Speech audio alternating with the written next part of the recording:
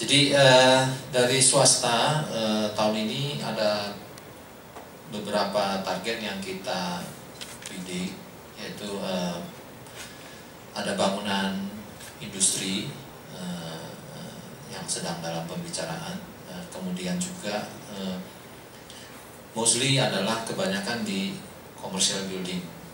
Seperti memang kalau kita lihat daripada apa yang kita sudah capai sampai April itu adalah sebesar 1,2 triliun, itu masih didominasi oleh bangunan-bangunan komersil.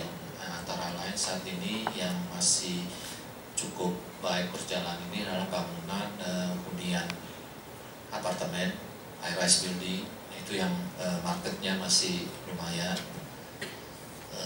Ya ada 1-2 bangunan office tapi tidak besar.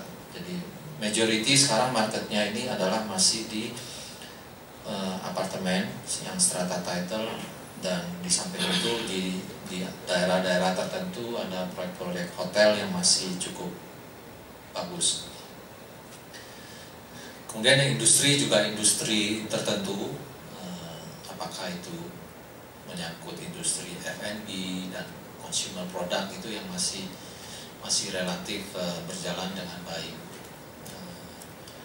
Kemudian di infrastruktur itu ya kita juga bidik satu pekerjaan tol juga dalam investasi pihak swasta lainnya yang kita sedang bicara juga. Kita berharap bahwa itu bisa mendapat kesempatan di situ.